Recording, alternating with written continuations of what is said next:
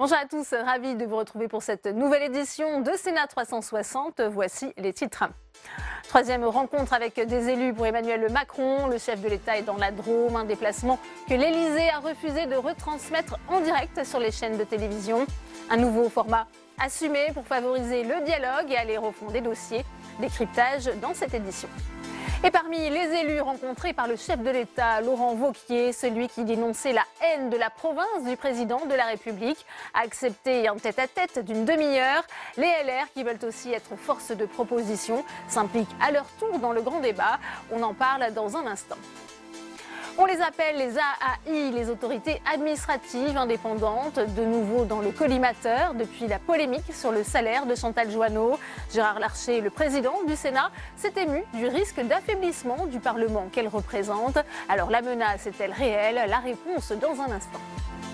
Et je vous rappelle que vous pouvez réagir sur Twitter à cette émission, hashtag Sénat 360. Pour m'accompagner cet après-midi, on retrouve Tam Tranui, salle des conférences pour les réactions des sénateurs à l'actualité, et Alexandre Poussard dans l'hémicycle qui suit la séance pour nous aujourd'hui.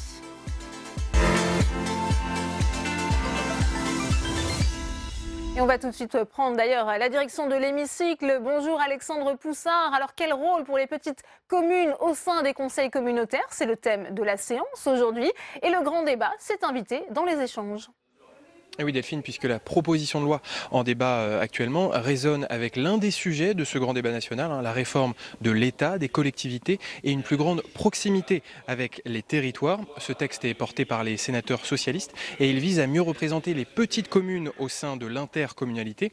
Car le problème, c'est qu'avec les dernières réformes territoriales, les conseils municipaux ont perdu certaines de leurs compétences transférées à l'intercommunalité. Et puis les petites communes sont globalement mal représentées. Alors les sénateurs ont bien entendu les propos d'Emmanuel Macron lorsqu'il a inauguré ce grand débat national avec les maires de Normandie. Il a assuré qu'il pourrait y avoir un aménagement de la loi NOTRe, la dernière réforme territoriale votée sous François Hollande. Écoutez, la sénatrice RDSE Maryse Carrère est rapporteure de ce texte. Je me félicite que le président de la République, lors de son déplacement dans l'Eure la semaine dernière, ait fait part de son esprit d'ouverture en la matière. Oui, il est temps de corriger certains effets pervers des dernières réformes territoriales, afin, je cite le président de la République, de remettre de la responsabilité au plus près du terrain. Alors précisément, cette proposition de loi modifie un peu la mathématique électorale pour que les grandes communes aient moins de poids au sein de l'intercommunalité. Et puis elle permet aussi que les conseils municipaux qui ne sont pas également conseillers communautaires puissent siéger dans les commissions des intercommunalités. C'est pensé comme une réponse au blues des élus locaux. Écoutez le sénateur socialiste Éric Kerrouche qui est l'un des auteurs de cette proposition de loi. Parmi les motifs de ce que l'on a pu qualifier de blues des élus locaux, on observe que parfois, effectivement, l'intercommunalité peut être mal vécue.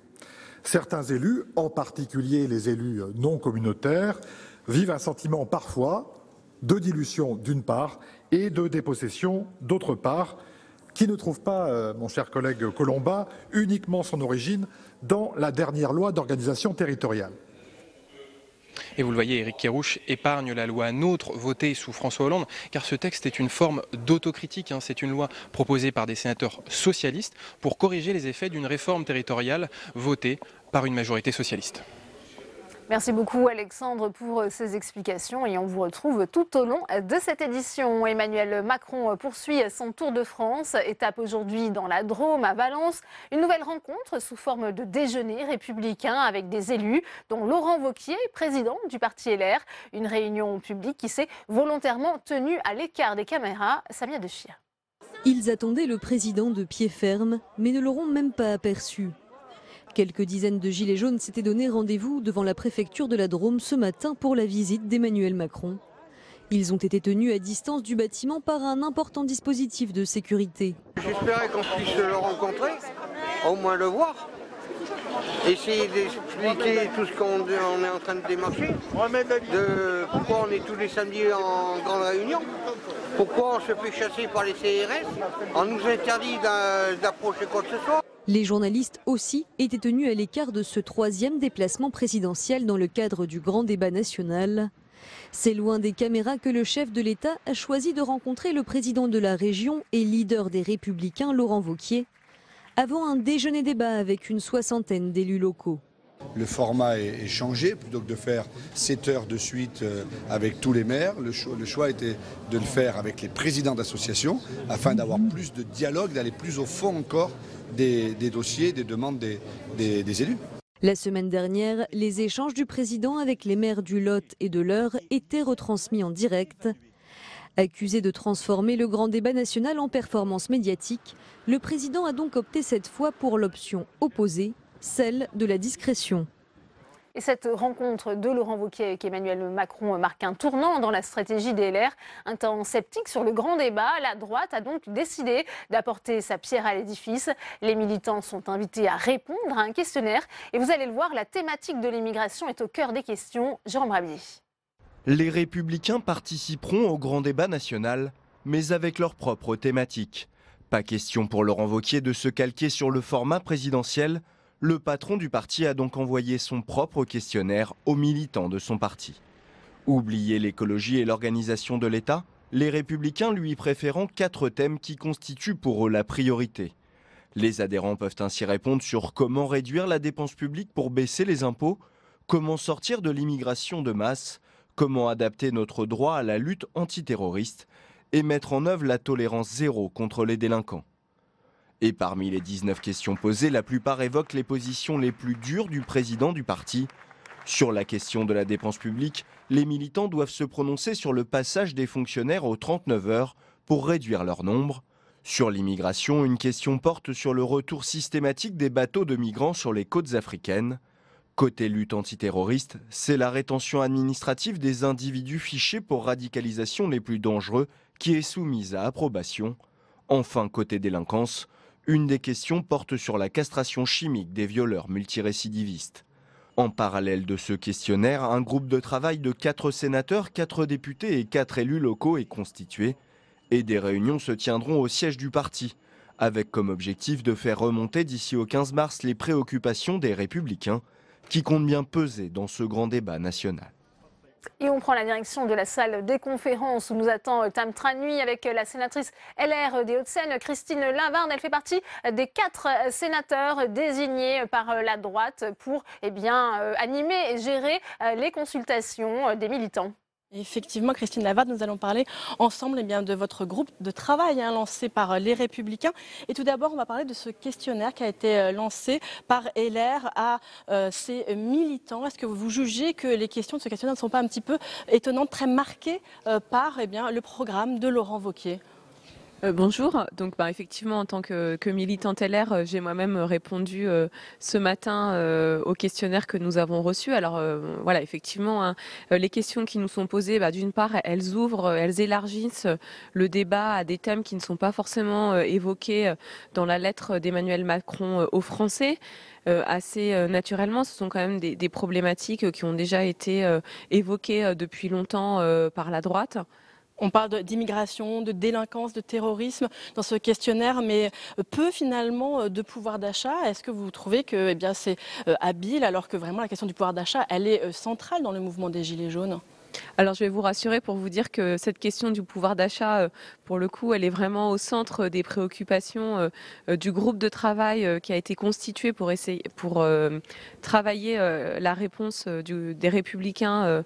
La contribution des Républicains au grand débat, donc cette contribution, elle s'appuiera à la fois sur les réflexions de ce groupe de travail, aussi sur le retour de la consultation et donc les réponses et les attentes des militants. Mais non, le pouvoir d'achat n'est pas une problématique que nous avons oubliée, loin de là.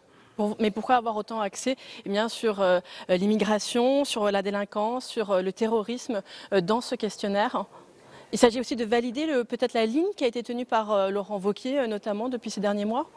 Ou peut-être il s'agit de constater qu'aujourd'hui, les réponses apportées par le gouvernement dans les premiers textes dont nous avons débattu, qui ont même été pour certains promulgués depuis son arrivée au pouvoir, ne viennent pas apporter l'ensemble des réponses qui sont attendues pour répondre à ces problèmes qui effectivement font débat. Et on peut le voir aujourd'hui notamment dans les revendications des Gilets jaunes ou dans ce qui peut être écrit sur les cahiers, alors on les appelle comme on veut, cahiers de doléances, cahiers de propositions, cahiers d'expression qui ont été mis dans les mairies. Est-ce que vous jugez que la rédaction de ces questions est parfois biaisée quand on a une question comme « Approuvez-vous la création d'une allocation sociale unique plafonnée à 75% du SMIC pour que le travail paie toujours plus que l'assistanat » Je pense que ça, en plus, sur une telle proposition, finalement, tout le monde peut être d'accord, quel que soit finalement son... Difficile de répondre non à une telle question. Ça, je suis d'accord avec vous. Mais aujourd'hui, une telle proposition n'a jamais été mise en œuvre. Une question finalement aussi sur la façon dont vous allez travailler peut-être dans l'urgence avec votre groupe de travail, avec les autres parlementaires pour contribuer à ce grand débat. Comment est-ce que vous allez travailler ? Alors en tout cas, au sein du Sénat, les 4 sénateurs qui ont été désignés l'ont chacun été pour les thématiques, pour essayer de couvrir l'ensemble des thématiques du grand débat et de la lettre d'Emmanuel Macron aux Français. Donc nous arrivons avec un bagage qui est celui de notre expérience et des textes que nous avons pu suivre au Sénat. Après, comme chacun, nous venons aussi avec notre expérience de citoyen, ce qu'on peut entendre en écoutant nos voisins, les habitants. Donc après, effectivement, le temps est court, puisque les Républicains ont envie de porter un message assez rapidement. Après, je n'ai pas encore les clés pour dire si ça sera la semaine prochaine, dans 15 jours, dans 3 semaines. Eh bien, en tout cas, elles sont attendues, la fin des contributions pour le 15 mars, pour le grand débat. Merci beaucoup, Christine Lavarde, d'avoir répondu à mes questions. Merci beaucoup, Tam, pour cette première réaction. Et les Gilets jaunes devraient présenter une liste aux européennes. Le ralliement d'initiatives citoyennes, ce sera son nom, a diffusé une liste de 10 noms emmenés par Ingrid Levavasseur, une aide-soignante de 31 ans, en vue du scrutin du 26 mai. Les précisions de Michael Spitzenberg. La vidéo date du 5 janvier dernier. Dans ce hangar du journal La Provence, à l'invitation du propriétaire Bernard Tapie, une centaine de gilets jaunes sont réunis pour tenter de structurer le mouvement. Au premier rang, Ingrid Levavasseur et Aïk Chaignan. Ce sont ces 2 gilets jaunes qui ont lancé le 23 janvier la liste ralliement d'initiatives citoyennes pour se présenter aux élections européennes du 26 mai prochain. Une initiative qui divise cependant parmi les gilets jaunes eux-mêmes pour commencer. Car parmi les 10 premiers candidats connus de la liste Levavasseur, certains sont issus de la République En Marche ou du Parti Socialiste. Ce qui laisse un goût amer à Maxime Nicole, autre figure des Gilets jaunes. Je ne sais pas qui t'a racheté Ingrid. Je ne sais pas qui t'a donné quoi que ce soit ou qui t'a vendu du rêve. Mais ce que je vois, c'est que tu es en train de trahir des dizaines, voire des centaines, voire des milliers de personnes qui avaient confiance en toi. Et tu es en train de leur mettre une carotte. Côté politique, c'est un sondage qui laisse songeur. Une liste estampillée Gilets jaunes arriverait en 3e position aux européennes, derrière la République En Marche et le Rassemblement national, en grappillant des voix aux partis ayant soutenu le mouvement. La France Insoumise, le Rassemblement national ou Debout la France, d'où un ton un peu plus critique aujourd'hui. La force de ce mouvement, c'était justement son caractère transpartisan. Et moi, je veux juste qu'on joue à armes égales, c'est-à-dire qu'on sache exactement quelle est leur position européenne et quels sont leurs soutiens et leurs idées, c'est tout. Ce qui fait sourire la tête de liste du Parti communiste aux européennes. Je trouve un peu ridicule ces forces politiques qui ont soutenu la mobilisation des Gilets jaunes et qui maintenant ont l'air de s'inquiéter que des listes Gilets jaunes soient présentes aux élections européennes. C'est la démocratie, c'est normal. Après, j'ai hâte de découvrir leur programme et de pouvoir débattre avec eux de leur programme, parce qu'une élection, c'est une confrontation de programmes. Reste le risque d'éparpillement des Gilets jaunes entre ceux qui pourraient se rallier à des formations politiques et des nouvelles listes qui s'inviteraient au scrutin européen. Et on retourne à la salle des conférences pour une réaction avec André Gattolin, sénateur En Marche des Hauts-de-Seine, avec vous, Tam Tranui. André Gattolin, il va donc y avoir une liste Gilets jaunes aux européennes conduite par Ingrid Levavasseur. Est-ce que pour vous, c'est une bonne chose ? Moi, je pense que c'est une bonne chose, quel que soit l'effet, que ce soit favorable à la République En Marche ou pas. Je l'ai dit dès que j'ai eu les premiers échanges avec les Gilets jaunes, on me disait « nous sommes le peuple, nous sommes le peuple ». Alors je disais « si vous êtes le peuple, vous n'avez pas peur du peuple ». Ils me disaient « non ». J'ai dit « écoutez, vous avez une élection formidable, elle est nationale, elle est à la proportionnelle, c'est le moment de transformer ce qui est un sentiment de révolte, d'insupportabilité de la situation en quelque chose de positif. Et je pense qu'on va, à travers ce type de procédure, à une pacification de la vie politique. Le débat national qui a été engagé et lancé par le gouvernement est important, mais le fait aussi que les Gilets jaunes se trouvent des représentants, soient confrontés à la gestion du politique. Et en plus, au niveau européen, ça permet d'élaborer des comparaisons avec ce qui se passe dans les autres pays, population par population. Je trouve que c'est très positif pour le dynamisme de notre démocratie. Est-ce que pour vous, du coup, ça doit aller de pair avec la fin des mouvements dans la rue et des manifestations du samedi? Vous savez, c'est pas à moi d'en décider. Je pense que les manifestations du samedi, on le voit, même si elles restent encore fortement mobilisées,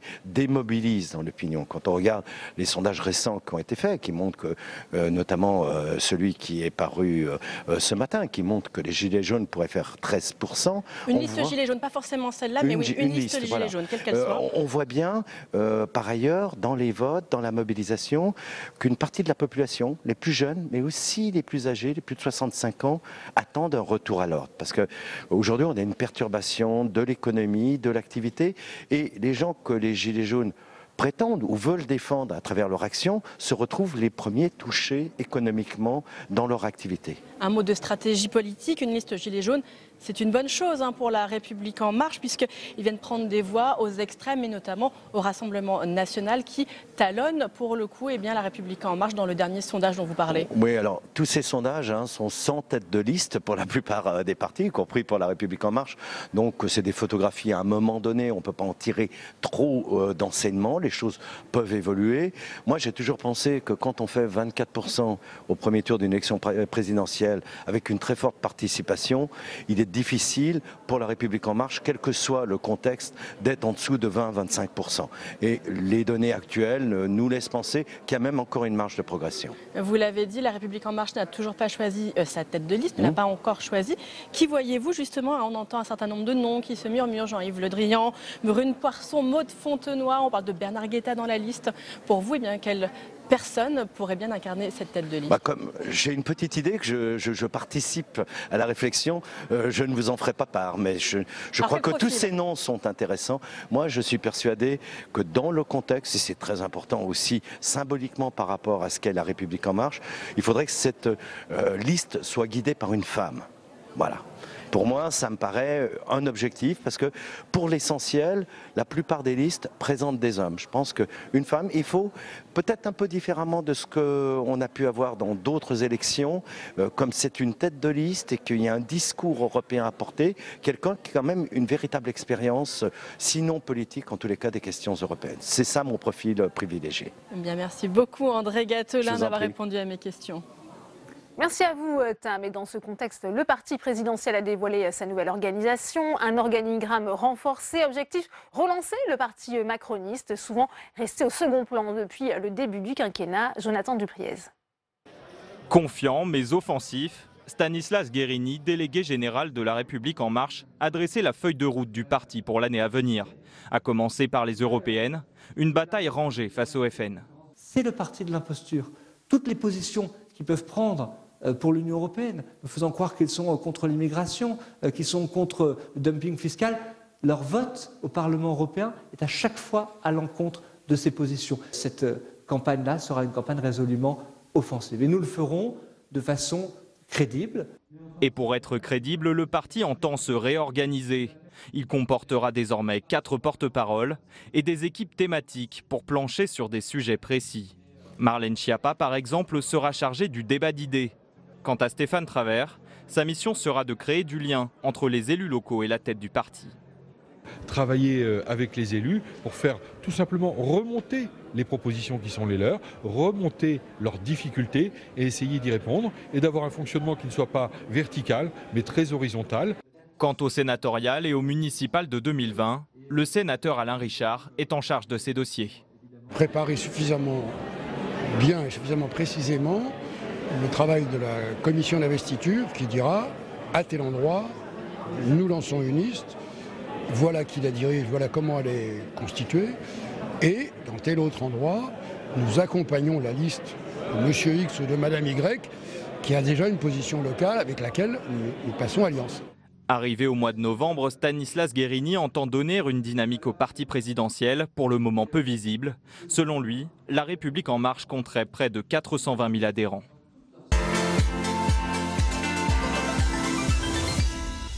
Et on ouvre le débat dans Sénat 360 consacré à ce troisième déplacement présidentiel en province, un déplacement marqué par la présence de Laurent Wauquiez. On va en parler dans un instant, le jour où les Gilets jaunes officialisent leur liste pour les élections européennes. 4 invités m'ont rejoint sur ce plateau. J'ai le plaisir d'accueillir Éliane Assassi. Bonjour, vous êtes présidente du groupe communiste ici au Sénat, sénatrice de la Seine-Saint-Denis. Federico Tarragoni est également avec nous. Bonjour, vous êtes maître de conférence en sociologie, membre du laboratoire du changement social et politique. Bienvenue à vous. Jean-Marie Bockel est également sur ce plateau. Bonjour, vous êtes sénateur centriste du Haut-Rhin. Et Jean-Raymond Hugonet, bonjour, vous êtes sénateur rattaché au groupe Les Républicains de l'Essonne. Première question pour vous, Éliane Assassi, puisqu'on voit Emmanuel Macron une nouvelle fois sur le terrain. Il a choisi la Drôme pour son troisième déplacement. Un format un peu réduit par rapport aux 7 heures de discours auxquels on a pu assister la semaine dernière, sans les caméras de télévision. Ça a été un choix assumé par l'Élysée. Quel regard portez-vous sur ce nouveau format ? Écoutez, pour ma part, que le président de la République puisse rencontrer des élus, je trouve ça tout à fait normal. Mais je pense aujourd'hui qu'il serait temps aussi que le président de la République se tourne vers nos concitoyennes et nos concitoyens. On sait bien qu'aujourd'hui, 75% des Françaises et des Français doutent de l'atterrissage, je peux me permettre, du débat national. Donc, parlons de ça. Il y a encore beaucoup de questions qui se posent, notamment quant à la finalité de ce débat. Donc je crois que les Français attendent beaucoup de cela et qu'il serait temps, effectivement, de leur donner maintenant les clés du débat pour qu'ils puissent s'y investir. Vous savez très bien que j'ai toujours dit que j'étais très favorable à ce que nous investissions cet espace de débat pour effectivement porter la voix de nos concitoyennes et de nos concitoyens. Mais faudrait-il encore savoir quelle finalité va être donnée à ce débat et aux questions qui vont se poser. Si vous voulez bien, Éliane Assassi. Jean-Raymond Hugonet, c'est vrai que rencontrer les élus, c'est bien, mais il faut aussi être plus près des Français. C'est ce qu'a dit Laurent Wauquiez. Je vous propose tout de suite, d'ailleurs, de l'écouter. C'était à l'issue de cette rencontre avec le chef de l'État. Il faut qu'il aille sur le terrain et qu'il échange directement avec les Français sans filtre. Parce que sinon, le débat va finir par tourner à vide et ce sera un échec. Ça n'est pas ce que je souhaite. Mais aujourd'hui, je mets en garde, il faut que ce soit un vrai débat. Et un vrai débat, c'est avec les Français et directement sur le terrain. Jean-Raymond Hugonet, un vrai débat, c'est avec les Français, nous dit Laurent Wauquiez. Oui, et sur le terrain, alors, juste quand même, on ne peut pas balayer les élus, mais quand on se rappelle de la conférence nationale des territoires qui a été un échec, là, il y avait les élus. Or, les élus se sont aperçus qu'on leur mentait. Alors j'entendais une éditorialiste qui disait l'autre jour que Emmanuel Macron séduirait une mouche sur un mur. C'est un peu la même chose. Vous lâchez le président de la République devant des élus, devant n'importe qui, même à la limite des gens hostiles. Il a tout le talent pour faire. Ensuite, il faut vraiment que quelque chose s'exprime, mais comme j'ai déjà eu l'occasion de le dire, avant d'être élu président de la République, on nous a dit que la République en marche était allée voir la France, que nous, on ne la connaissait pas puisqu'on faisait partie d'un monde, d'un ancien monde, qu'ils étaient allés voir la France en direct. Donc, qu'est-ce qui s'est passé entre 18 mois pour que ce qu'on lui a dit à un moment donné ne soit pas la même chose qu'on lui redise aujourd'hui ? C'est-à-dire qu'on a besoin de travail, de moins d'impôts et de confiance et de sécurité. J'avoue ne pas trop comprendre. Donc qu'il aille voir les Français, mais pourquoi pas ? Mais c'est bien, on peut pas... un président de la République qu'il aille voir le peuple, oui, on est d'accord. Mais sincèrement, l'essentiel est ailleurs. Jean-Marie Bockel, c'est une situation néanmoins paradoxale, puisqu'on pourrait aussi lui reprocher de trop phagocyter ce grand débat. Et pour autant, ça a été rappelé, on vient de l'entendre, Laurent Wauquiez, le chef de l'opposition, l'incite à être à l'écoute des Français. Moi, je suis d'accord avec tout ce que je viens d'entendre des uns et des autres. C'est un peu, au fond, avec chacun sa voix, les conditions de ce débat dont on voit bien qu'il est nécessaire parce qu'aujourd'hui, il y a ce fossé. Et au fond, les nécessaires réformes que vous évoquiez à l'instant, il faut qu'elles soient politiquement possibles. Et aujourd'hui, le risque que nous avons, c'est une forme de pourrissement, c'est que plus rien ne se passe. Et pour la France, ce serait très mauvais.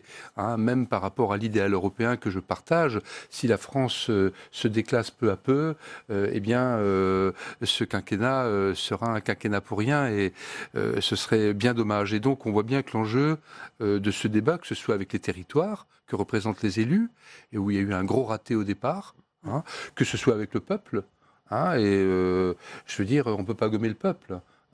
Si le peuple exprime quelque chose, eh bien, un président de la République élu au suffrage universel, forcément ça l'interpelle. Le but de tout ça, c'est de reprendre le contact, de reprendre la main et de pouvoir continuer à faire le travail pour lequel il est là. Donc, de ce point de vue-là, qu'on soit dans la majorité, dans l'opposition, qu'on soit constructif, qu'on rêve d'une autre société, si on est, je dirais, dans le respect de la République et de la démocratie, c'est le cas, je crois, de tous ceux qu'on a entendus et de nous tous, ben on a envie qu'ils réussissent, c'est évident, y compris pour que le moment venu, il puisse y avoir le débat démocratique, pour certains une alternance possible, enfin voilà, plutôt que la rue est seulement la rue, même si la rue existe. Federico Tarragoni, on le disait, c'est une sorte d'injonction un peu paradoxale pour le chef de l'État. À la fois, on lui reproche d'être trop présent, de s'accaparer ce débat, de le biaiser en quelque sorte, en déterminant à lui-même. Ça a été fait dans cette lettre aux Français. Et d'un autre côté, il y a ce besoin, cette présence, cet appel à la présence au plus près des Français. Moi, je crois que, comme l'a dit la sénatrice communiste, je crois en fait que les conditions de ce débat ne sont pas vraiment réunies, dans la mesure où son cadrage n'est pas clair et que les conditions d'une vraie participation citoyenne ne sont pas clairement affichées. Donc je pense qu'il y a vraiment 3 messages très clairs qui nous viennent du dit peuple, c'est-à-dire de cette masse de Français qui se sont mobilisés pour revendiquer des droits, une forme de justice sociale, et qui se sont par là même constitués en peuple. Le premier message, c'est que la classe dirigeante, toute option politique confondue, s'est excessivement déconnectée, en fait, non pas de la société civile, qui était le projet de Macron, mais de la société dans son ensemble. Donc il y a un vrai besoin de représentativité sociale de la classe dirigeante, et je ne crois pas que ce soit la priorité de Macron dans ce débat de représenter davantage d'ouvriers, d'employés, de professions intermédiaires dans la classe dirigeante. Le deuxième message très très fort, c'est plus de démocratie directe et participative. Et cette grande consultation nationale, pour l'instant, ne clarifie pas vraiment les conditions d'implication des citoyens ordinaires. Il y a quelques propositions qui sont sur la table, le tirage au sort de citoyens, enfin ça fait partie des pistes proposées notamment par le chef de l'État. Ce sont ces pistes-là qu'il faut creuser, tout comme le référendum d'initiative citoyenne. Après, évidemment, c'est à la démocratie représentative de décider des pistes les plus à même de répondre à la grande crise démocratique que nous vivons. Ouais. Eliane Assassi, vous disiez, vous, que vous êtes plutôt favorable à ce débat, que vous allez y participer. Les LR, Laurent Wauquiez, sa présence, finalement, cautionne aussi ce grand débat. Ce n'était pas forcément le cas au début au sein du parti Les Républicains. Comment vous expliquez-vous ce changement ? D'abord, je ne cautionne pas, je ne cautionne rien. Je prends acte, simplement, qu'il y a une crise profonde dans notre pays, et que des citoyens se sont mobilisés pour crier leur mécontentement, leur colère, sur des aspects relativement forts quand même. Démocratie, pouvoir d'achat, etc. Donc il y a un espace qui est proposé, je le répète, il faut investir cet espace. D'autant que les gens ont des propositions. Ils ne font pas que d'exprimer une colère. Ils font un certain nombre de propositions. Et c'est là peut-être où je suis inquiète. C'est-à-dire que la lettre du président de la République a en quelque sorte donné des directives un peu cadrées, le sens du départ. Mais on n'y retrouve pas une bonne partie des exigences portées. Moi, j'ai lu des cahiers de doléances dans des mairies, y compris dans des mairies communistes. Mais je ne retrouve pas beaucoup de ce que pointe le président de la République dans sa lettre. Donc, comment tout ça Quelles sont les thématiques qui émergent dans ce que vous avez pu lire, Eliane Assassi ? Par exemple, l'ISF, c'est le plus emblématique. Je le pointe parce que c'est le plus emblématique. Mais le rétablissement de l'ISF. Or, dans sa lettre, il n'en parle pas. Mais il y a un autre sujet dont il ne parle pas. Et moi, que je trouve très inquiétant, c'est la jeunesse. Pas un mot sur la jeunesse. Et on voit bien qu'aujourd'hui, si on est attentif à la composition du mouvement des Gilets jaunes, qui a été un peu dans les tranches les plus âgés, des jeunes maintenant l'investissent parce qu'ils ont aussi envie de participer à ce débat, parce qu'ils ont des questions à poser. Par exemple, les étudiants, les lycéens, les étudiants sur Parcoursup, etc. Or, on ne retrouve pas Bon, ce ne sont que des exemples, tout cela dans la lettre du président de la République. Donc il y a un décalage, me semble-t-il. Ouais, Jean-Raymond Hugonet, je voudrais revenir quand même à ce changement de stratégie, peut-être aussi de la part du parti Les Républicains. Hein. Au début, on voyait quand même un certain scepticisme qui se dégageait au sein de ce parti. Là, on voit la droite qui s'implique, la présence même de Laurent Wauquiez à Valence en est l'exemple. Mais je pense que Laurent Wauquiez, avec ses mots et son expression, reprend ce que vient de dire Jean-Marie Bockel. D'où que l'on soit, qui que l'on soit, quelque sensibilité que l'on ait, un débat s'exprime, c'est le pays dont on parle. Ce n'est pas le président Emmanuel Macron, c'est le pays. Donc tout le monde, tout acteur politique responsable, forcément prête une oreille attentive. Mais je le dis encore une fois, la façon de le faire est assez spéciale. Quelque chose est frappant, alors que, bien entendu, la Ve République et la Constitution confèrent au président de la République une responsabilité importante, mais le silence total de son Premier ministre, qui lui sera amené, s'il le reste, à un moment donné, à appliquer une politique. On ne le voit pas. Et parallèlement à ça, je prends un exemple médiatique, nous avons Jean-Jacques Bourdin qui va déposer 30, alors ce n'est pas des propositions de loi, bien entendu, mais 30 thèmes, vous voyez ce que je veux dire, chacun y va, c'est le concours, l'épine. On va arriver encore là-dedans. L'enjeu est bien ailleurs, croyez-moi. Jean-Marie Bockel, il faut aussi que la droite soit présente dans ce débat, il faut qu'elle s'implique pour ne pas finalement laisser aussi les extrêmes peut-être dans cet espace. Sûrement, moi je ne m'exprimerai pas pour la droite, mais pour le centre qui à la fois a toute sa liberté de critique, et je considère que le président de la République a évidemment sa part avérée de responsabilité dans la situation actuelle, mais le centre qui souhaite également qu'on réussisse un certain nombre de réformes dont le pays a besoin. Et je serai un peu moins sévère que ma collègue sur la manière dont le débat est aujourd'hui engagé, la lettre, le cadrage, non pas par indulgence excessive, mais parce que il y a quand même le risque... et c'est pas respecter les citoyens que de prendre trop fortement ce risque, que ça parte dans tous les sens, alors ça ne veut pas dire qu'il ne faut pas que ce soit à débat libre. Au titre de la délégation aux collectivités locales, nous avons auditionné les maires ruraux, nous les avons écoutés sur les cahiers de doléances, j'en ai lu la synthèse, et il y a beaucoup de choses. Il y a le meilleur, mais il y a aussi Macron démission, mais il y a aussi des choses qui ne sont pas forcément constructives. Non, mais même au niveau des propositions, ça part dans beaucoup de directions. Normal, pas de remarque là-dessus. Mais il est normal que celui qui a la responsabilité de lancer ce débat ait un certain cadrage. Parce que notre crainte, enfin en tout cas la mienne, c'est qu'à l'arrivée, non pas que la montagne accouche du souris, non, mais que ça parte tellement dans tous les sens que ça génère énormément de déception, de frustration, et qu'au fond les choses repartent de plus belle. Alors certains peuvent le souhaiter, moi je ne le souhaite pas. Et voyez-vous, par exemple sur la démocratie participative que vous avez évoquée, ou les référendums, bon, chacun parle de son expérience. Moi, j'ai été maire pendant plus de 20 ans, avec des grands projets, etc. Et j'ai été, comme beaucoup d'ailleurs, à tout niveau, pionnier dans la démocratie participative. Donc j'en ai vu à la fois l'intérêt, et je l'ai fait à un moment où je me sentais interpellé sur les limites de la démocratie représentative. Mais j'en ai vu aussi, à un moment donné, les limites. Et au fond, la complémentarité entre les deux et la prééminence de la démocratie qui passe par les élections, moi, personnellement, c'est ce que je mets en avant, quitte à agacer parfois ceux qui sont des experts avérés de la citoyenneté, détiennent la vérité. Donc, à un moment donné, il faut aussi faire les tris, il faut arbitrer, il faut que les débats politiques reprennent. Et ça, si le débat n'est pas cadré, il va générer de la déception. Je souhaite, moi, qu'il génère non pas de l'unanimisme, mais de la cohésion. Et donc, oui, c'est bien qu'il soit cadré, c'est bien qu'il y ait eu cette lettre. Il y a des insuffisances et des oublis dans cette lettre, bien sûr, mais elle a le mérite d'exister. Alors, avant de poursuivre ce débat, nous sommes en ligne avec le sénateur LR de l'Ardèche, Jacques Genest. Il a assisté à cette rencontre entre une soixantaine d'élus, dont Laurent Wauquiez, et le chef de l'État. La rencontre est terminée. Que vous a-t-il dit Emmanuel Macron, Jacques Genest ? Oui, bonjour. Donc, je suis en voiture dans un territoire rural, donc j'espère que ça ne coupera pas. Ce qu'il nous a dit, il nous a écoutés. Moi, je lui ai dit que c'était bien important de nous écouter, mais il fallait surtout nous entendre. C'est un très bon communicant, donc il nous a répondu. Le débat s'est bien passé. Aujourd'hui, il faut attendre demain plutôt exactement ce qu'il y aura dans la copie. Mais bon, la Réunion s'est passée dans de bonnes conditions. Moi, je lui ai parlé du problème de l'urbanisme. Bon, il n'a pas répondu en organisant un milieu rural.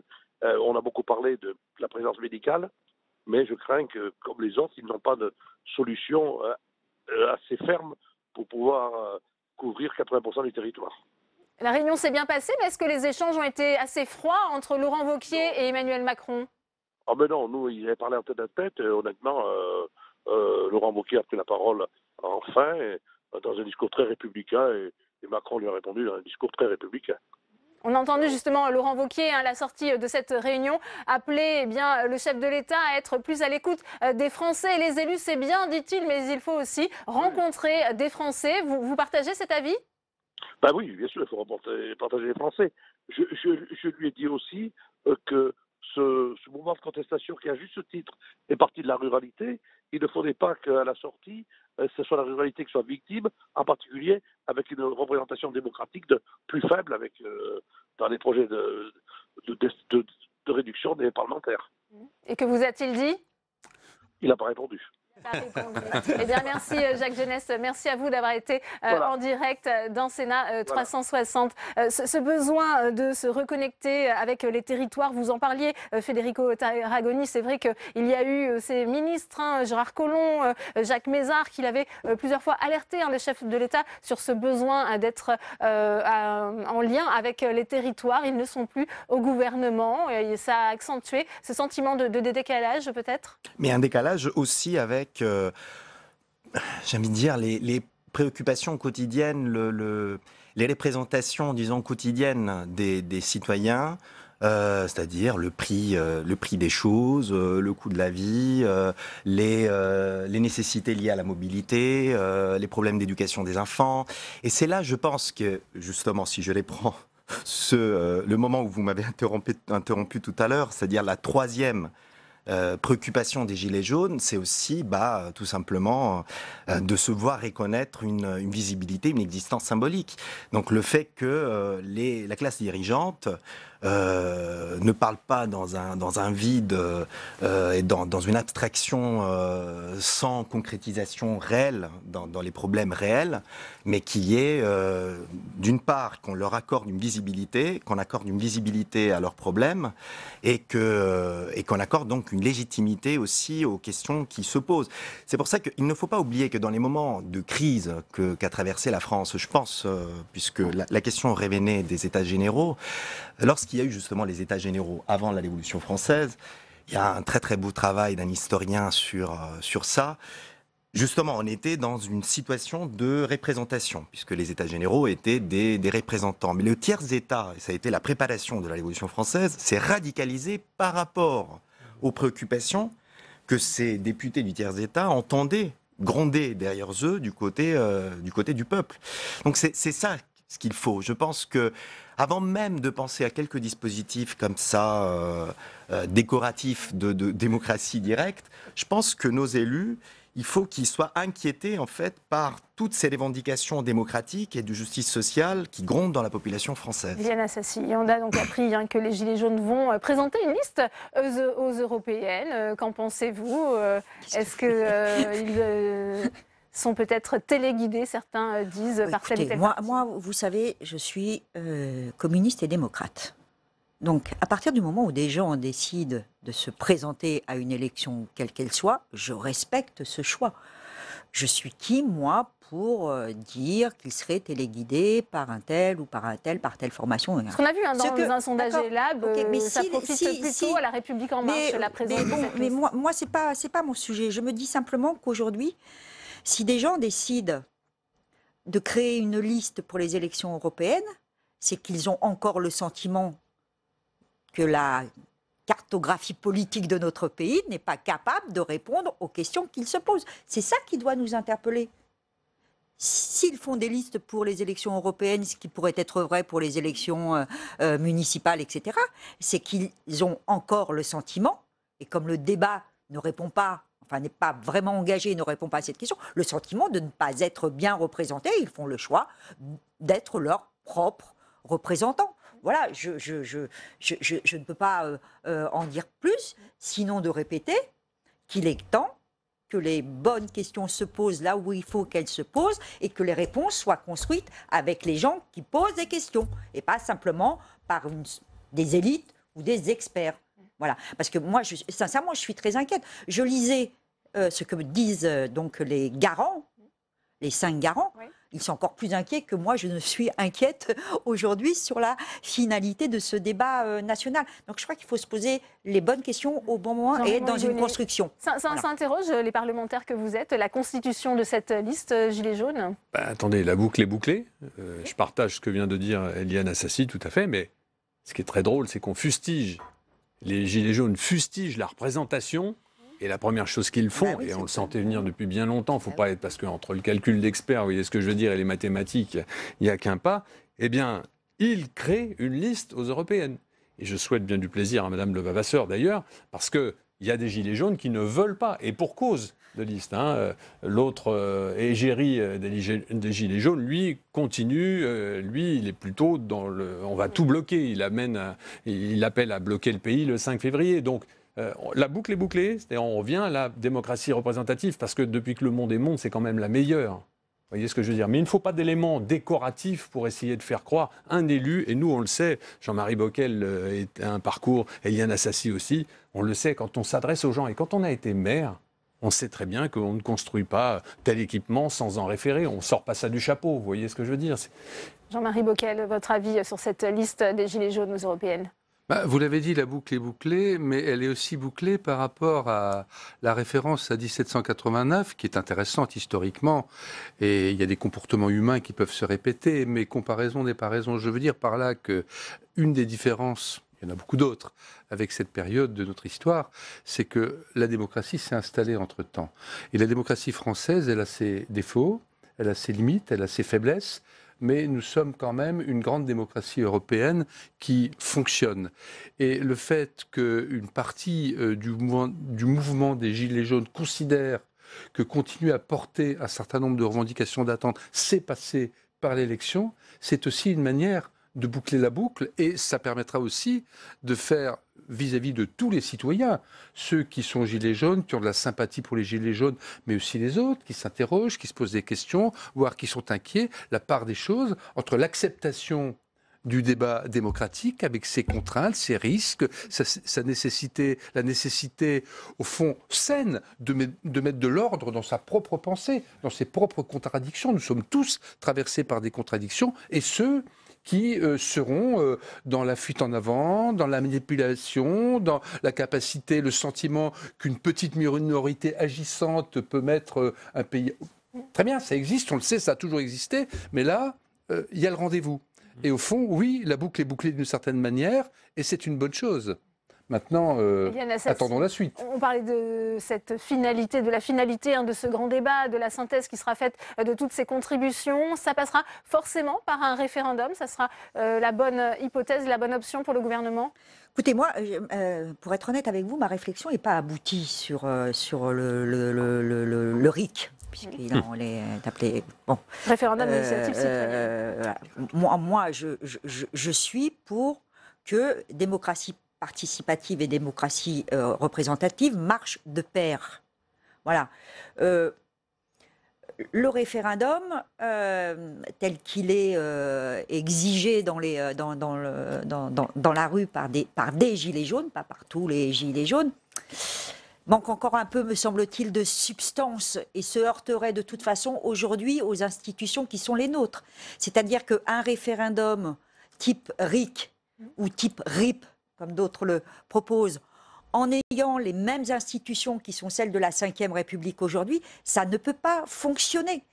Un référendum avec un président de la République qui détient les mêmes pouvoirs que ceux qu'il détient aujourd'hui, ça ne peut pas fonctionner. Il y a des exemples dans l'histoire de notre pays qui le montrent.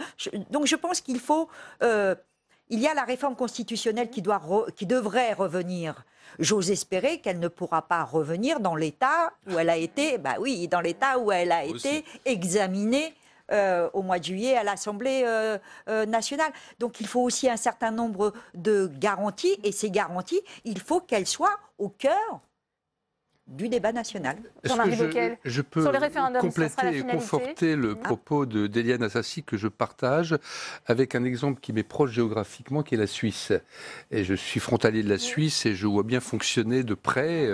Coutumier des référendums. Voilà. Eh bien, là aussi, comparaison n'est pas raison parce que le référendum suisse rentre dans un système vraiment démocratique et fédéral suisse où il a sa place, sa juste place, seulement sa place.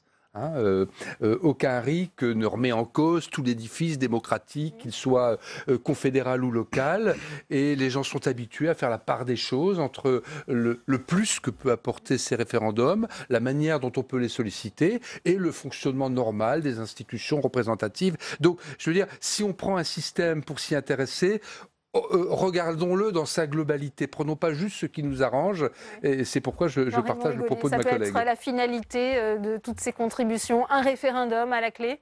Moi, je n'y crois pas 2 secondes. Ce que je veux vous dire, et vous savez que c'est pour moi ma marotte, on a la chance dans ce pays d'avoir une constitution qui est certainement le texte le plus beau qui existe aujourd'hui. Regardez bien ces dernières années la frénésie de réformes constitutionnelles qui ont toutes été des échecs. Alors, le quinquennat, c'est le pompon, puisque le quinquennat a tué l'Assemblée nationale illico. On l'avait dit, aujourd'hui, on le vit. La première des choses que font les hommes politiques, et ça a été la tentation, je parle à l'imparfait, de Emmanuel Macron, la réforme constitutionnelle.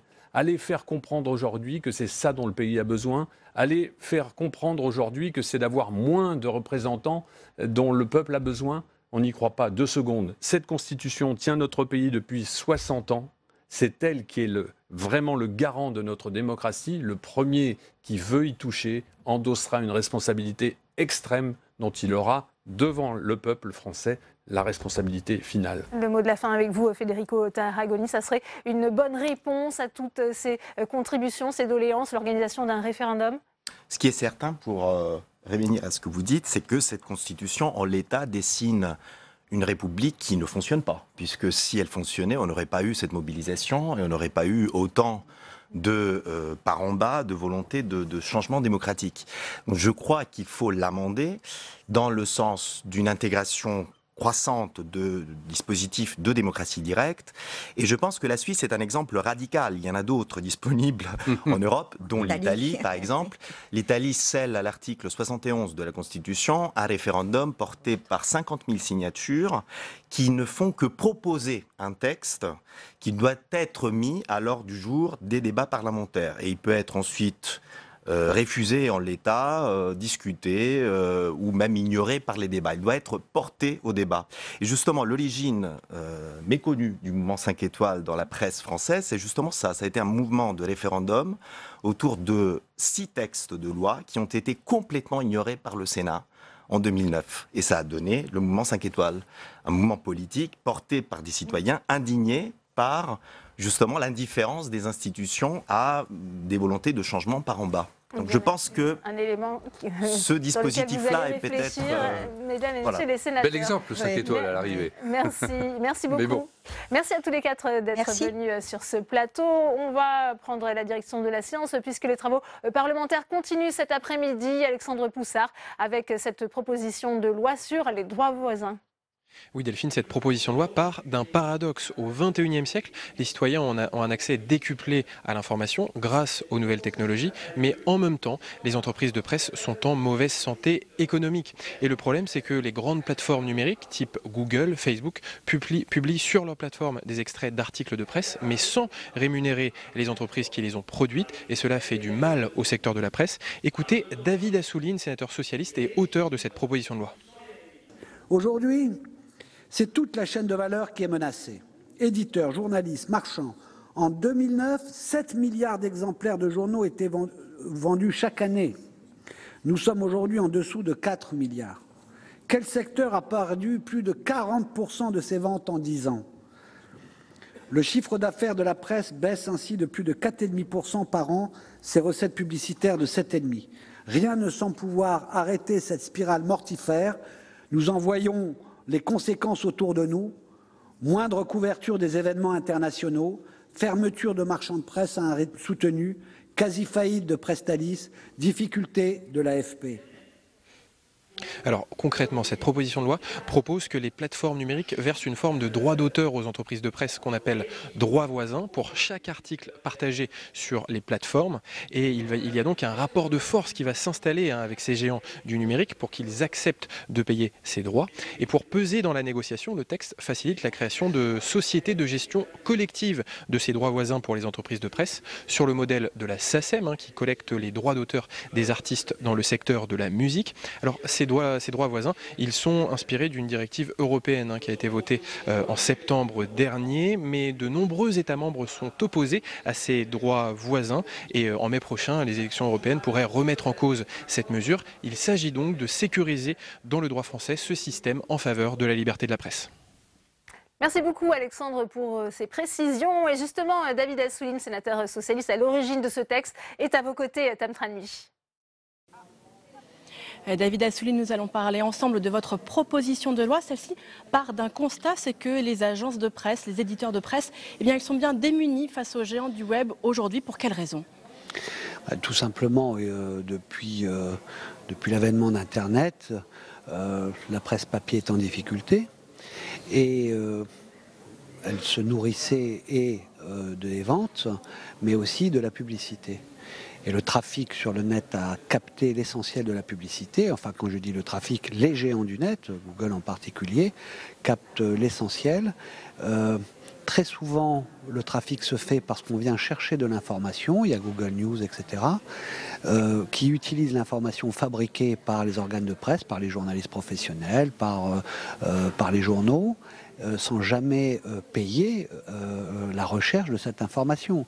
Donc, ils spolient d'une certaine façon le travail, mais ne le rémunèrent jamais, puisque ce sont les journaux qui continuent à payer. C'est la situation que propose de régler votre proposition de loi. Que propose-t-elle ? Elle propose de créer un droit voisin, c'est sur le système des droits d'auteur, comme la SACEM, etc., avec une société qui va aller percevoir, négocier des licences au nom des éditeurs et des agences de presse avec Google et l'ensemble des géants du net, et se rémunérer ainsi sur des bases de critères qu'ils vont négocier ensemble. Et j'ai intégré aussi à la loi le fait que les éditeurs de presse et les agences de presse n'oublient pas, dans cette nouvelle manne financière qu'ils vont acquérir, les journalistes eux-mêmes qui devront aussi profiter de cela. C'est très important parce que les sources de financement de la presse se tarissent, elle est menacée donc dans son existence, et aujourd'hui on voit à quel point l'information professionnelle, la presse, est fondamentale pour le débat public. Si tout est mis au même niveau, comme ça a lieu sur les réseaux sociaux, s'il n'y a plus de moyens pour aller enquêter, chercher et faire que l'information soit la plus exacte possible, la plus juste possible, la plus professionnelle possible, alors nos démocraties sont en danger et la question du financement est primordiale. C'est un texte qui est aujourd'hui consensuel, cela a été adopté à l'unanimité en commission, certainement que cela va l'être également dans l'hémicycle, mais ça n'a pas toujours été le cas. Pour quelles raisons ? Je pense que d'abord les géants du net ont fait des pressions, un lobbying de la part des géants du net. Énormes. C'était au niveau européen, on l'a vu, mais à un moment donné, par exemple, Google a proposé à quelques éditeurs quelques cacahuètes pour qu'ils se taisent. Diviser pour mieux régner. Et puis c'est pour cela qu'il faut un droit, parce qu'ils peuvent continuer à essayer de faire ça. Et si c'est un droit, et si la presse reste unie comme elle l'est aujourd'hui, pour faire valoir ce droit, il y aura une possibilité de résister à cela. On va s'asseoir sur la loi, mais aussi sur l'unité d'un corps de métier pour rétablir une justice. Et franchement, quand on sait à quel point les GAFA se font énormément d'argent, c'est des milliards. Donc faire en sorte qu'il y ait quelques centaines de millions qui puissent alimenter la presse pour qu'elle puisse continuer à faire son métier, c'est le minimum. Il y a eu des réticences, on est en train de gagner. Moi, ça fait longtemps que je mène ce combat. Je suis content qu'il y a un certain alignement de planètes en ce moment, malgré le fait que je suis et dans la minorité du Sénat et en opposition au gouvernement. Je pense que cette fois-ci, cette loi peut aller au bout et bientôt être la loi de la France en ce domaine. Eh bien, merci beaucoup David Assouline pour toutes vos explications. Merci à vous, Tam. Et dans le reste de l'actualité parlementaire, le groupe communiste a déposé une proposition de loi. Elle vise à interdire l'usage des flashballs, ces lanceurs de balles de défense, dans le cadre du maintien de l'ordre. Elle sera examinée en séance le 7 mars prochain. Le débat sur les autorités administratives indépendantes, AI, ressurgit au Sénat. Après la polémique causée par la démission de Chantal Joanneau, elles sont de nouveau dans le collimateur. Le président du Sénat les accuse en effet d'affaiblir le Parlement, quand un sénateur LR monte au créneau pour interdire le recasage des anciens ministres au sein de ces entités. Quentin Calmy. Les AI dans le collimateur du Sénat. Il y a quelques semaines, l'opinion publique découvrait ou redécouvrait la particularité de ces autorités administratives indépendantes avec la Commission nationale du débat public présidée par Chantal Joanneau. Et si certaines comme le CSA, la CNIL ou encore l'autorité des marchés financiers sont reconnues pour leur utilité, il y a quelques jours, c'est avec des mots forts que Gérard Larcher a décrit ces AI. Puisque nous allons cette année débattre de la Constitution et des institutions, il faudra nous poser aussi la question de la multiplication des autorités indépendantes, qualifiées de telles parce que non issues de l'élection. À méditer. Elles ont sans doute contribué à l'affaiblissement du Parlement et d'une manière plus générale à l'affaiblissement de l'autorité politique. Une analyse partagée par d'autres groupes politiques au Sénat, surtout dans le contexte de la crise des Gilets jaunes. C'est le rôle précisément du Sénat. Et ce que je déplore, c'est qu'il faut qu'on découvre le problème parce qu'il y a des manifestations. Enfin, le problème, ça fait un moment d'ailleurs quand nous, on a essayé de le souligner. Ben oui, il y a un petit problème quand même, il y a plus qu'un problème. Ça fait partie de ce démembrement de l'État qui joue depuis 25 ou 30 ans. Bon, c'est ça qu'il faut peut-être. Quelle est la légitimité de ces autorités? Dans un rapport, dès 2015, le Sénat dénonçait le statut de ces AI et après l'adoption d'une proposition de loi, leur nombre était passé de 42 à 26. Mais pour certains, il faut aller encore plus loin. Henri Leroy, sénateur LR des Alpes-Maritimes, plaide pour l'interdiction de certaines nominations dans ces AI au travers d'une nouvelle proposition de loi qu'il entend déposer dans les prochaines semaines. Et Carbon de 16 avocats au barreau de Paris est notre invité. Le face-à-face, c'est tout de suite.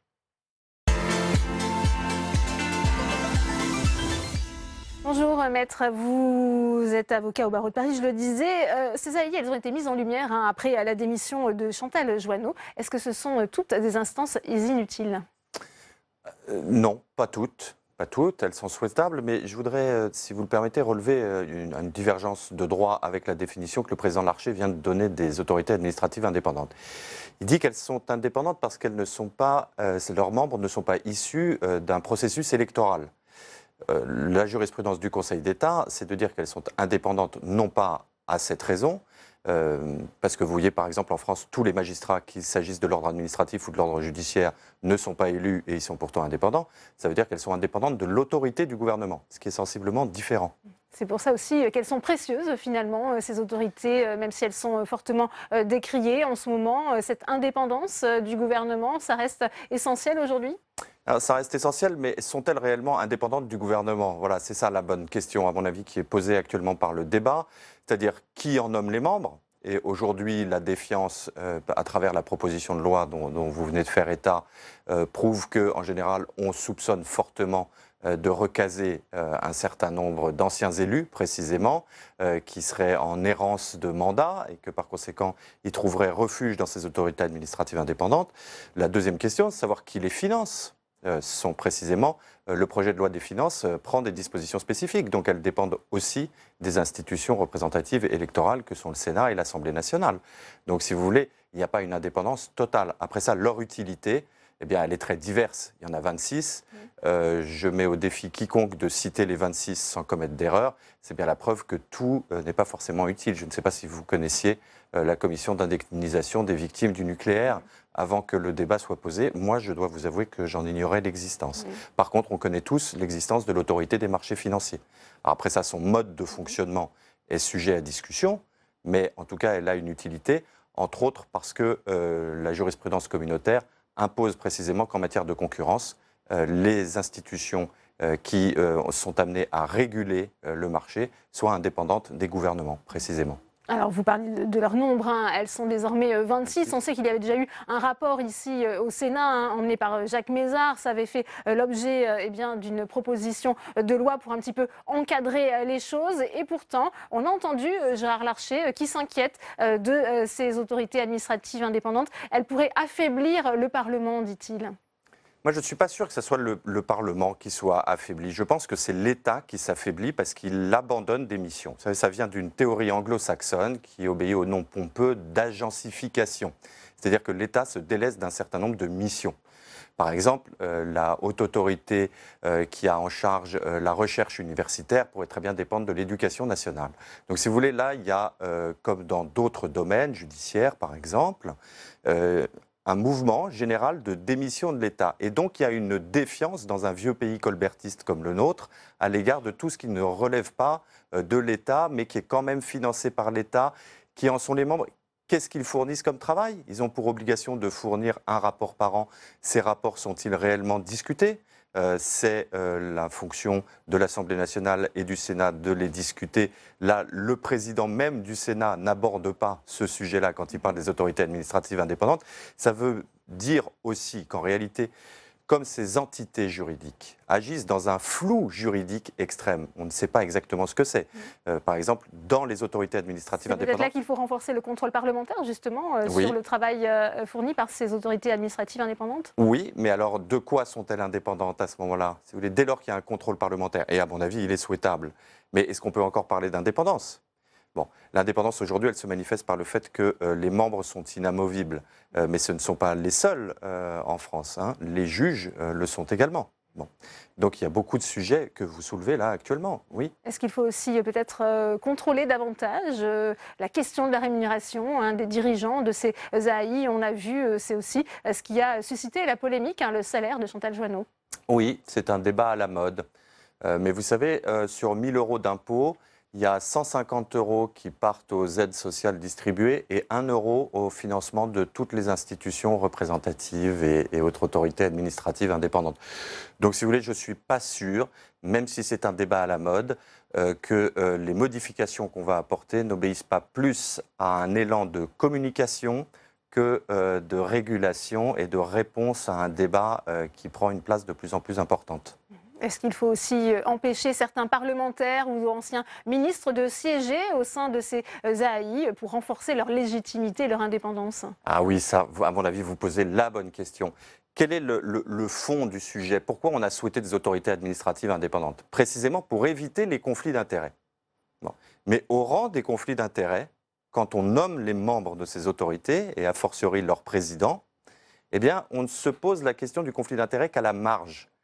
C'est-à-dire sur 3 ans, etc. Bon, si vous voulez, ce n'est pas satisfaisant. Aujourd'hui, s'il y a ce soupçon général, et malheureusement pour elle, Madame Joanneau correspond sociologiquement à la catégorie des anciens ministres auxquels on trouve une place ailleurs. Ça ne veut pas dire qu'elle n'a pas les compétences ni le gabarit intellectuel pour mener à bien le débat public. Ça ne veut même pas dire qu'elle n'a pas travaillé, ni que les membres de cette autorité n'ont pas travaillé. Ça veut simplement dire qu'on se pose la question de savoir pourquoi plus elle qu'une autre. Et on se pose aussi la question de savoir si ce débat national, quand il y a un conseil économique et social, par exemple, est-ce que ça ne peut pas être la fonction? Est-ce qu'il n'y a pas cette éternelle question des doublons? Et les autorités administratives, et c'est là qu'on en revient et qu'on boucle la boucle avec le sentiment d'abandon de l'État de ses fonctions, est-ce qu'il n'y a pas des doublons avec des institutions déjà existantes auxquelles sont consacrés des budgets précisément pour remplir ces missions? On parlait de leur nombre et de leur prolifération, hein. C'est comme ça que ça avait été qualifié par Jacques Mézard. Il faut encore faire le tri, selon vous, dans ces autorités administratives indépendantes? Alors oui, mais si vous voulez faire le tri, on peut continuer. Mais alors, si vous voulez, quand même, il faut admettre que là, la dernière loi les a ramenés au nombre de 26. Hein, donc on ne peut pas parler d'inflation. Bon. Par contre, oui, mais comment faire le tri entre celles qui sont utiles et celles qui sont inutiles? Sinon, en posant la question que nous posons tous les deux sur les doublons institutionnels. Bon, voilà, donc là, on verra bien si ça mérite. Si ça mérite, par exemple, que l'Éducation nationale abandonne un certain nombre de ses prérogatives, que Bercy abandonne un certain nombre de ses prérogatives et du travail qu'il lui incombe d'accomplir au profit de ses autorités administratives indépendantes. Dernière question pour vous, puisqu'on parlait de cet affaiblissement du Parlement. C'est la menace qu'a brandi Gérard Larcher, qui parle aussi d'un affaiblissement de l'autorité politique à travers ces AI.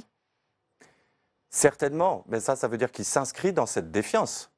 Mais quand même, reconnaissons que le Sénat et l'Assemblée nationale ont voté les projets de loi des finances qui financent ces autorités administratives indépendantes.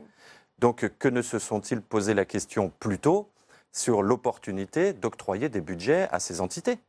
Eh bien, merci à vous d'être venu sur le plateau de Public Sénat. Merci pour vos explications. Merci à vous. On continue cette édition marquée aujourd'hui par ce 3e déplacement d'Emmanuel Macron en province. Le chef de l'État était à Valence, dans la Drôme, à la rencontre des élus, dont Laurent Wauquiez, le président des LR. Alors pour en parler, on retourne à la salle des conférences où nous attend Taltra Nuit avec le sénateur LR de l'Oise, Olivier Paccaud.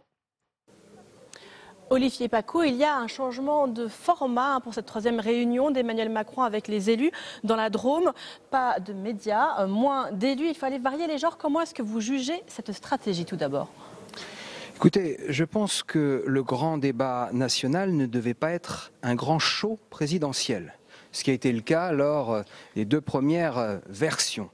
Donc peut-être que le nouveau format pourra être utile. Néanmoins, s'adresser aux maires, c'est très important. Mais il faut surtout s'adresser aux Français. Nécessaire pour le chef de l'État, justement, d'aller au contact des Français, pour vous ? Oui. Oui. Ce que les Français veulent, c'est un président qui les entend, qui les comprend, qui les défend, et non pas qui les infantilise, qui les divise et qui les méprise. La crise, elle est née d'un sentiment d'une gouvernance hautaine, distante, faite de petites phrases malheureusement méprisantes. Il y a un lien à retisser. Si le grand débat le permet, tant mieux. La France est dans une situation tellement compliquée aujourd'hui qu'il faut tout tenter. La nouveauté de ce déplacement, Olivier Paccaud, c'est aussi bien ce tête-à-tête qu'a eu Emmanuel Macron avec Laurent Wauquiez. Cela a été difficile pour Laurent Wauquiez de faire entendre sa voix, de faire entendre la voix de son parti ces dernières semaines. C'est vrai, c'est vrai. La position du mouvement a été peut-être un petit peu ambiguë. Certains voulaient aller débattre, d'autres non. Je pense que les absents ont toujours tort. Et donc que même si... Il est très clair qu'il faut participer pour vous au grand débat pour les LR. Oui, je le répète, les absents ont toujours tort. Alors évidemment, il ne faut pas être dupe de la volonté de communication du président et de récupération de l'exercice pour essayer de remonter un petit peu la pente dans les sondages. Néanmoins, on a besoin de renouer le lien. Notre pays est dans une situation trop difficile pour souhaiter la dégradation de cette situation. Un mot sur le questionnaire envoyé par la direction des Républicains aux militants LR dans le cadre de ce grand débat. Toutes les questions sont très marquées par le programme de Laurent Wauquiez. Elles portent notamment sur l'immigration, le terrorisme ou encore la délinquance. Est-ce que vous trouvez que c'est normal et est-ce que ce sont vraiment les questions premières de ce grand débat ? Alors, ce ne sont pas du tout les questions du grand débat, puisque dans son courrier présidentiel, il avait totalement, le président de la République, zappé ces questions. Maintenant, je ne suis pas convaincu qu'il faille uniquement courir après certaines thèses d'autres partis. Le grand débat national doit toucher tous les sujets, des sujets sociaux, des sujets économiques, des sujets de sécurité, des sujets institutionnels aussi. Il y a beaucoup de choses à dire et je pense qu'il ne faut pas se restreindre sur une thématique sécuritaire. Oui, donc vous trouvez que finalement ce questionnaire aux militants, il est trop restreint. On a entendu des voix à droite qui estiment que Laurent Wauquiez se cornerise, va trop à droite, va trop sur toujours les mêmes thématiques, trop à droite. Vous êtes de cet avis? On a eu Éric Woerth cette semaine par exemple qui était sur cette ligne. De toute façon, si on veut proposer un projet alternatif crédible pour la France, il ne faut pas effectivement se restreindre à un électorat droitier. C'est évident. Donc il faut parler à tout le monde, il faut parler à la droite, il faut parler au centre, il faut parler à la gauche, il faut parler aux Français, tout simplement. Eh bien, merci beaucoup Olivier Paccaud pour votre réaction. Merci beaucoup. Merci à vous, Tam. Et on continue sur ce grand débat, alors que je le disais, Emmanuel Macron est dans la Drôme pour une 3e rencontre avec les élus. Mes invités sur ce plateau, Cécile Cukierman, bonjour, merci d'être avec nous. Bonsoir. Vous êtes sénatrice communiste de la Loire. Vous n'étiez pas à cette rencontre du chef de l'État. Vous allez nous dire pourquoi dans un instant. Vincent Segouin est également sur ce plateau. Bonsoir, vous êtes sénateur LR de l'Orne. Alors vous étiez en revanche dans l'Eure la semaine dernière. Olivier Babot est avec nous. Bonsoir, vous êtes le président de l'Institut l'Institut Sapiens. Et puis Rachid Temal, bonsoir, sénateur socialiste du Val d'Oise. Merci à tous les quatre. Première question, Cécile Cukierman, puisqu'on voit ce nouveau format initié par le chef de l'État, une réunion avec moins d'élus, sans caméra. Est-ce que c'est un meilleur format pour avoir un dialogue avec les élus, même si visiblement tout le monde n'a pas été convié? Écoutez, je ne sais pas si c'est un meilleur format, puisque je n'y étais pas conviée ni invitée. Je trouve que c'est d'abord un vrai problème. D'abord, cela démontre que finalement, ces 2 premiers débats étaient faits effectivement un temps de communication très fort, 2 fois 6 heures avec énormément d'élus, et que quand il arrive en Auvergne-Rhône-Alpes, 2e région de France, il fait le choix d'un format beaucoup plus refermé, pour ne pas dire à huis clos, méprisant quelque part l'ensemble des élus. Et moi, je le dis très tranquillement, mais je pense qu'en tant que parlementaire d'Auvergne-Rhône-Alpes, en tant que présidente du groupe communiste au Conseil régional d'Auvergne-Rhône-Alpes, il y a effectivement un souci. C'est-à-dire que si Emmanuel Macron, maintenant, dans ses déplacements, réduit le temps d'échange avec les élus et ne rencontre pas plus la population, je crois qu'il faut qu'il arrête son tour de France et qu'il reste effectivement dans sa tour d'ivoire. Soit on fait un grand débat et on rencontre l'ensemble des acteurs, des élus, des organisations, des corps intermédiaires et des Françaises et des Français sur les territoires tels qu'ils vivent, soit effectivement on se refuse à voir la réalité, mais dans ce cas-là, ce n'est plus un grand débat et c'est dommage parce que c'est ce qu'attendent aujourd'hui les Françaises et les Français. Donc il n'y a pas d'élus communistes aujourd'hui à Valence, c'est ce que vous nous dites? Écoutez, non, comme ça je ne pense pas a priori, mais ce n'est pas une question d'ailleurs de représentation politique, je pense qu'il y avait surtout une absence totale de l'ensemble des territoires dans leur diversité de cette 2e région de France. Vincent Segouin, vous qui avez participé à la première rencontre d'Emmanuel Macron avec les maires dans l'Eure la semaine dernière, c'est mieux un format plus resserré, sans caméra, selon vous? Je ne sais pas si c'est mieux. Parce que le format, la dernière fois à Bourg-Torold, c'était quand même un exercice assez complexe pour le président de la République et tout à fait nouveau, puisqu'il allait à la rencontre d'un nombre de maires quand même assez conséquent, et puis avec des vraies revendications et donc un exercice solide. Maintenant, je ne comprends pas pourquoi il a changé complètement le profil, puisque moi je rejoins on lui a reproché ma collègue, justement d'être dans une opération de communication, de faire son show en quelque sorte. Il a peut-être justement tiré les enseignements de ces critiques.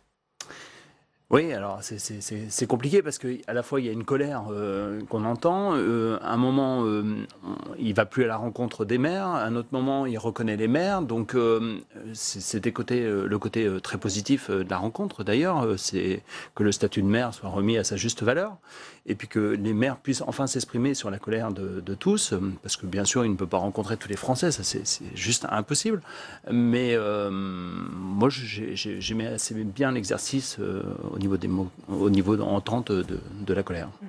Rachid Temal, quel regard portez-vous sur ces déplacements du chef de l'État qui cherche à promouvoir ce grand débat, même si l'idée visiblement s'installe et que la plateforme mise en place par le gouvernement connaît un certain succès? La question c'est à quoi sert et qu'est-ce que ce grand débat? On nous a dit tout le monde peut parler. Et puis on se rend compte que le président se retrouve à parler avec des maires. Alors c'est une bonne chose, effectivement. Il leur a mis 18 mois à se souvenir qu'il y avait des maires. Je rappelle qu'au dernier congrès des maires, il ne les a même pas vus. Bon. Pourquoi pas? C'est vrai que c'était une opération de com, comme Emmanuel Macron sait les faire, etc. Il y avait un peu un air de campagne, pourquoi pas? Mais à quel moment rencontre-t-il les Français? Parce que là, c'est quand même le grand absent. Il n'y a pas de Français rencontrés, en tout cas de Gilets jaunes ou de Français qui viennent lui chez. Alors Didier Guillaume l'a dit, les élus représentent les Français. Oui, mais ça, sauf que ça, Didier Guillaume, il a raison. Mais pourquoi depuis 18 mois, c'est pas le cas? Juste, d'ailleurs, regardez bien, la dernière réunion, Emmanuel Macron s'est retrouvé face à un retraité qui lui a présenté d'ailleurs la baisse de recettes, de revenus depuis que ce gouvernement mène cette politique sur la CSG, etc., etc. Il n'a pas su répondre. Peut-être que ça doit interroger les gens. Et je pense que la vraie question qui est posée aujourd'hui des gens sur la question du revenu, du pouvoir d'achat, etc., le président non seulement a dit dans son courrier aux Français qu'il n'en parlerait pas, qu'il ne changerait pas, mais même pas il va leur parler. Donc moi, je veux bien, le grand débat, que tout le monde puisse parler, par définition, nous sommes pour, les socialistes partis, nous sommes pour, mais on ne peut pas à la fois ignorer les Français, même en direct, en rencontrer quelques-uns, et faire en sorte, comme aujourd'hui dans la Drôme, de dire qu'il y a des élus, il y a une tradition républicaine dans ce pays. Le président reçoit toujours tous les élus. En tout cas, il s'assure que tout le monde soit bien représenté. Ce n'est pas le cas aujourd'hui. Olivier Donc, c'est quand Babou, même quelques soucis. reconquête des élus, mais aussi reconquête des Français, ça doit être la prochaine étape pour le chef de l'État, pour légitimer ce grand débat? Oui, je crois que les critiques qu'on entend sont le reflet du péché originel de ce grand débat. Ce péché originel, c'est qu'il n'a pas eu lieu plus tôt. Enfin, même plus que ça, c'est qu'il n'a pas été une méthode depuis le début. Et que probablement, Emmanuel Macron est de tous les présidents de la Ve République celui qui a le plus négligé le fait que vous aviez besoin des corps intermédiaires, vous aviez besoin des élus locaux et d'être en relation directe et constante avec ces gens. Le président, c'est quelqu'un qui, normalement, reçoit énormément de gens et qui a des gens qui reçoivent des gens pour lui, etc., avec une pyramide qui fait que jusqu'à en bas, on a l'impression d'être entendu. Et ce fil a été coupé. Et c'est ça qui a créé probablement en partie les Gilets jaunes et qui fait qu'aujourd'hui, on essaye de le renouer. Alors, on le renoue comment ? Moi, quand on m'a parlé du grand débat, alors effectivement, j'étais content comme tout le monde on pourrait dire que le fleuve rentre dans son lit et qu'on recommence à effectivement essayer de parler politique ensemble. Mais je pensais plutôt d'un débat entre les Français. Je pensais que les Français allaient pouvoir se poser les questions entre eux sur le meilleur système. Je n'avais pas pensé à une sorte de one-man show, d'exercice rhétorique où le président allait pendant 7 heures. Alors c'est formidable, c'est impressionnant, c'est un marathon étonnant, mais j'ai l'impression qu'on avait peut-être envie, à un moment donné, peut-être que le président se mette un peu en retrait. Dans un deuxième temps, qui viennent, qui répondent aux questions, qui fassent de la pédagogie. Mais là, pour l'instant, on est plus dans une opération pédagogique qui, certes, a son utilité, que dans un débat qui peut-être a lieu en parallèle sur Internet. Mais donc, je trouve que du coup, finalement, encore une fois, on voit qu'Emmanuel Macron, alors qu'il devait s'effacer au profit de ce débat. Voilà, c'est ça mon regret. Alors, vous parlez d'un fil coupé. Eh bien, quelqu'un l'avait mis en garde. C'était son ministre de l'Intérieur, Gérard Collomb, redevenu maire de Lyon. Lui, il assistait justement, Cécile Cukierman, à cette réunion. Écoutez ses réactions à l'issue de cette réunion publique. Mais Prince Gégé. Ça faisait quelque temps déjà qu'on le voyait. Or, à mon avis, le dialogue était possible. Donc, on aurait pu le faire avant. Mais écoutez, je crois que ce qu'il fait en ce moment est bien et qu'il a réentamé un dialogue avec les maires. Il va falloir qu'il l'ait plus largement maintenant avec la population.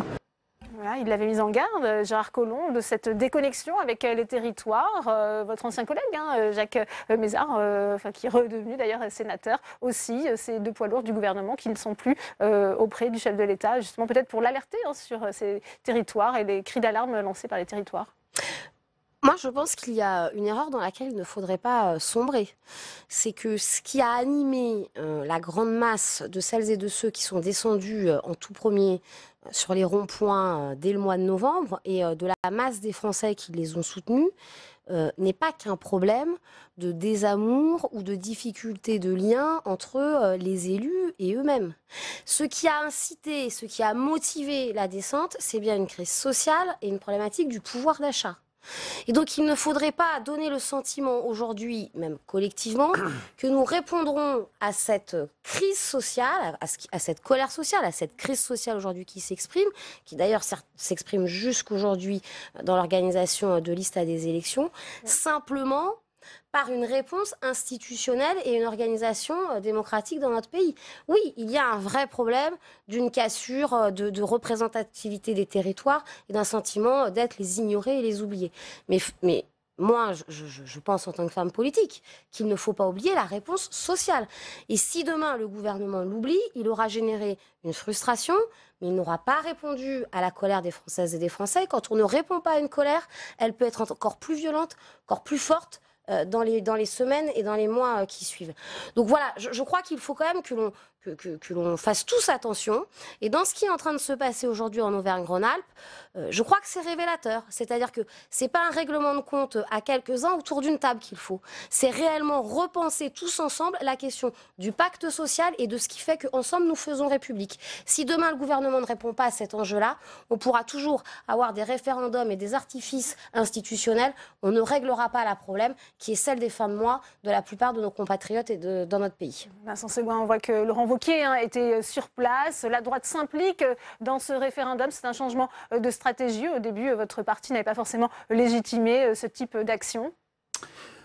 Je pense qu'il est de notre devoir de participer au débat. Il y a une colère, ce que je vous disais tout de suite. Les maires s'inscrivent tout de suite pour entendre la colère, pour débattre sur les éléments majeurs sur lesquels ils peuvent être interrogés. Mais aussi, nous, les parlementaires, il est normal qu'on participe à ces débats pour entendre ces revendications, pour aussi rassurer la population de notre niveau de connaissance des problèmes. Parce que nous avons un travail parlementaire ici, mais les personnes ne sont pas toujours au courant de ce qui se passe, soit à l'Assemblée, soit au Sénat, et de comment sont traités les sujets et quelles en sont les retombées. Ce qu'ils voient, c'est le résultat, et pas ce qui se passe entre deux. Et pourquoi ça n'aboutit pas. Et voilà, donc moi je pense que la position de Laurent Wauquiez, enfin, était ma position dès le départ. Il faut que nous participions, nous devons aussi rassurer sur les sujets pour bien faire voir notre niveau de connaissance. Et puis demain, il faudra aussi, je rejoins ce qui vient d'être dit, expliquer ce qui est là où on aura des résultats, là où on n'aura pas de résultats, et pourquoi on n'aura pas de résultats. Parce que c'est souvent un peu le problème aussi, on ne redescend pas souvent les sujets sur lesquels on ne peut pas avancer. Rachid Temal, ce débat et ce déplacement du chef de l'État intervient alors qu'on a appris qu'il y aura bien une liste des Gilets jaunes aux européennes. Vous y faisiez allusion, Cécile Cukierman. Quel regard portez-vous sur cette liste? On voit ce sondage ELAB qui l'accrédite de 13% les intentions de vote pour les prochaines élections européennes. Juste revenir d'un mot sur Gérard Collomb. C'est quand même le vrai procureur de la Macronie. Il était parti en septembre disant il faut plus d'humilité. On a vu ce qu'il y avait derrière. Et là, il dit s'il avait fait avant, ce serait peut-être mieux. Ça, c'est un point. Deuxième point, il ne faut pas laisser non plus accréditer l'idée que les élus locaux ne sont pas dans le débat. Je rappelle, et on est tous ici élus locaux, les conseils de citoyens, les comités de quartier, les réunions, etc. Cet exercice de la démocratie, dire Macron le découvre, nous le faisons depuis toujours.